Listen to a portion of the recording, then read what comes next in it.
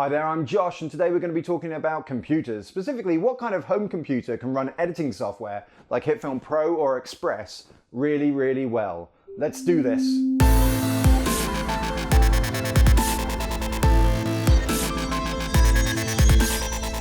First of all, we've been in this game long enough to know that we do not want to start a flame war. Hello, I'm a Mac. And I'm a PC. We're not going to say that Macs are better than PCs or PCs are better than Macs. The truth of the matter is that Macs normally do punch above their weight spec for specs with PCs when it comes to editing.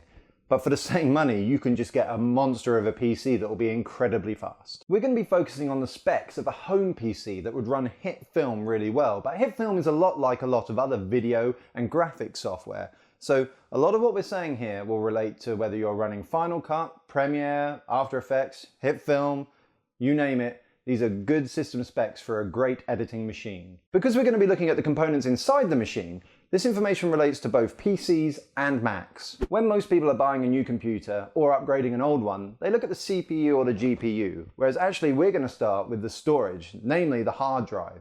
This is actually the biggest upgrade you can make to a machine. If you've got a slow hard drive, like you haven't got an SSD, a solid state drive, then this is the biggest upgrade you can make, and it's a very cost-effective one. The drive is constantly accessed by your computer, whether that's the operating system, your editing software, which can be loading itself, it can be loading footage, and in the case of HitFilm, it can also be caching clips to the hard drive.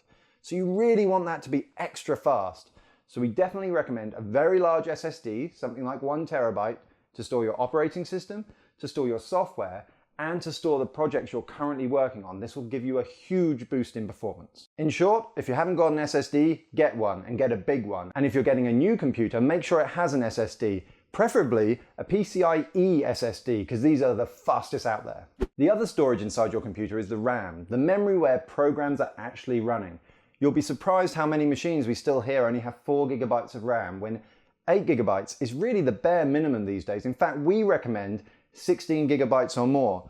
Luckily, like SSDs, this stuff is getting cheaper all the time. So as much SSD space as you can get and as much RAM as you can get. But remember, you need a 64-bit operating system if you're going to access all that memory.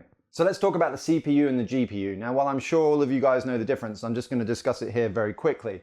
The CPU is the brain of the computer. This is where it's actually running the software, like the operating system, like HitFilm. Whereas the GPU is a piece of hardware dedicated to processing graphics. So it's the best part of your machine for doing that, but it can't be running software in the same way. So what does this mean for HitFilm? It's the CPU that's running the software. So when you're dragging those sliders, when you're opening and saving projects, or even when you're opening footage, the CPU is doing all the hard work. Once you've loaded the footage and the CPU has grabbed a frame, it chucks that across to the GPU, which actually does all your filtering. So whether you've added color balance or you're adding 3D models or lights and shadows, that's all done on the GPU. Once the GPU has finished its work, it passes it back to the CPU, which then saves it back to your drive. When it comes to selecting a processor, there's really only 3 things to remember. Make sure it's an Intel, that it's an i5 or an i7, and it has 4 or more cores. It's really that simple. The i5 is a great chip. And if you're just doing gaming and casual editing and browsing, then it's absolutely all that you need. But if you're going to do a lot of video editing, maybe do some 3D, lots of conversions of media, things like that, the extra power in the i7 is worth it. It's a fantastic chip. It's really hard to recommend a specific GPU because it quickly will go out of date. What I do is look at tomshardware.co.uk, where they do great and really detailed reviews of GPUs, but they also have the graphics card hierarchy chart, which I use all the time. It's a great resource for knowing what are the fastest cards out at the moment. Now, right now, in July 2016, if I was going to recommend a card, it would be the NVIDIA GTX 1070, or the 1080 if you can afford it. The 1070 is an absolute killer card. This is beating cards that were $1,000 just a few months ago. It's what I have. If you want a great card, get one of these. If you're trying to save money on your new PC, you may just choose to build it yourself. I've built 30 or 40 PCs and it does save a bit of money, but it also means you get cut knuckles and the frustration of a part that you ordered not working and then having to wait several days for a new one to arrive.